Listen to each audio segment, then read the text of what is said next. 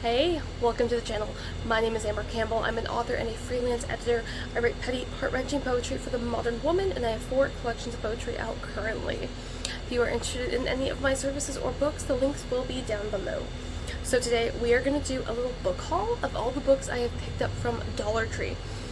So I know there might be a little bit of controversy around buying the books from Dollar Tree, but the way I see it, most of these books have probably already bought out of their original earnings, and so basically anything is just extra. Some of them are newer, as in like published in the last 3 years. A lot of these are older or like republishings. So let's go ahead and dive right into it. First up, I have the Nancy Drew Diaries. So I actually don't remember his name, but the Dollar Tree guy actually talked about when they started offering these, and I got 4 of them. So I have Once Upon a Thriller. This is the only one I have not read yet. I have Famous Mistakes, The Haunting on Heliotrope Lake, there we go, and Secret at Mystic Lake. So I had bought the first 5 Nancy Drews of the republished originals, I should say. And when I saw that these were going to be at Dollar Tree, I have scoured, I have searched. These 3 we bought months ago. This one we just got this week. But these are the only 4 I could find. I don't know if I need to go to a different Dollar Tree or what, but if you guys have been following my newest drafting project, I am working on a chill, relaxed mystery series, college-aged, and the vibes of Nancy, Bess, and George are exactly the vibes I'm going with. So, my little Nancy Drew collection. Up next are actually 4 books I had not heard about. It's a mix of YA and adult fiction. So first we have The Secret of the Heart Note. I had started reading this, I think I'm like 1 chapter in, but it is really cute, it's really sweet. Basically she's an aromateur, which means that she can use her extraordinary sense of smell to bring 2 people together in love. And it looks really good, and of course the premise is that she can't smell the new guy she meets, so romance ensues. This looks really cute. I absolutely love the cover. That's actually why I picked it up. I love the bright pink of the spine, and I should have heard of this author because it's Stacey Lee. She's a New York Times bestselling author, and I was trying to see what else they usually put in the back of something else she wrote. Don't see one, but this was published in 2022, so from the last 3 years. I assume because she's a best-selling author, she's already made the money back that they were hoping she would make with her advance, so hence why it was there. The second one, we are going to adult fiction, which is The Night Ship. Again, picked it up for the cover. I'm becoming one of those girlies who like wants books for the cover. And this actually takes place across 2 timelines. I really hope that's not backwards for you. I don't think it is. But I love books like that. I read Sarah Penner's The Lost Apothecary 2 years ago now. Loved the alternating timelines. I like when that occurs, but they're still intertwined somehow. And I like it when they're not intertwined by romance. So, Time Traveler's Wife, stuff like that is really not my thing. I might like Outlander. I just know they're hefty books, and I would have to dedicate a good chunk of time to get through them. But this is the 6th book I have picked up. This next one is, again, another historical fiction, and it is On the Rooftop by Margaret Wilkerson Sexton, and another author I should probably know because it's a lot of awards, a lot of praise, best-selling author again. I'm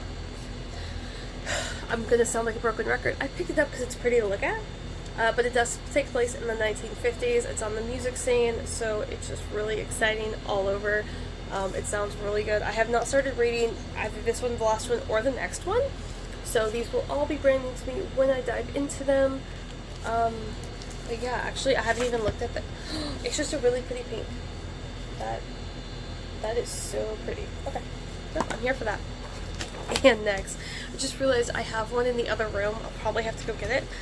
But this one my husband actually picked up thinking it would interest me, which is Midnight Strikes. And this is a fantasy, a time loop fantasy.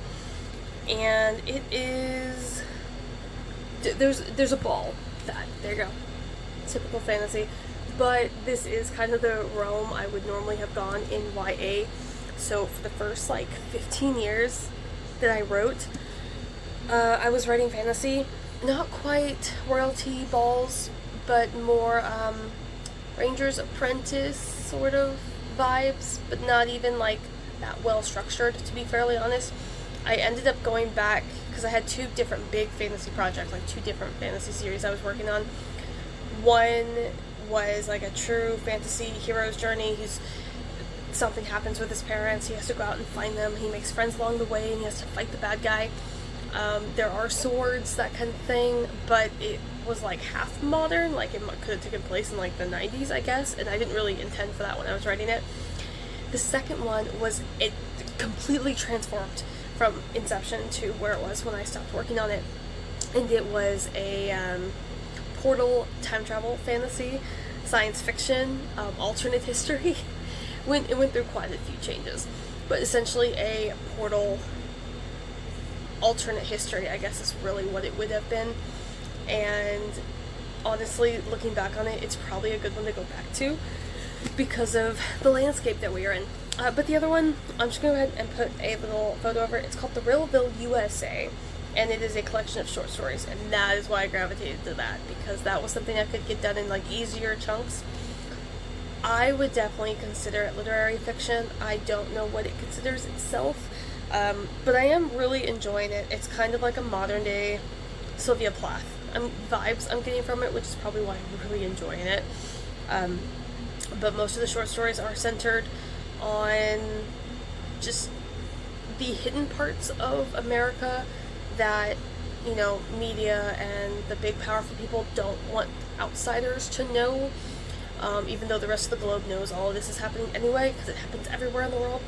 But it does deal a lot with addiction, drug abuse, substance abuse, homelessness. So it is a really strong, emotionally charged collection of pieces, but I'm really enjoying it so far. And I know this was I've never done a book haul before, but I was like, you know, I've gotten so many books from Dollar Tree, I might as well do that. And so basically I've bought 9 books so far, and $1.25 a piece, and they would be, I don't know, $11 for these 9 books, maybe 12. I'm not great with math. It's okay, somebody will check me. But I've started a new like little mini challenge sort of thing where I am going to be gamifying my life, if you will, like a little side quest app I found.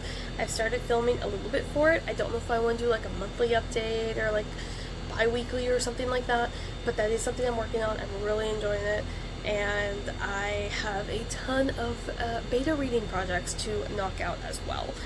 So my writing vlogs may be much less often at the moment while I catch up with work. But otherwise, everything's going great. Let me know if you've gotten any book hauls recently. They can be on your Kindle, that's fine. They can be from the library. Let me know last time you were at the library what books you picked up, if you still have them. And that'll be it. If you enjoyed this, please like, subscribe, all the clicky button things, because I always forget to say that. And I will see you guys next time. Bye.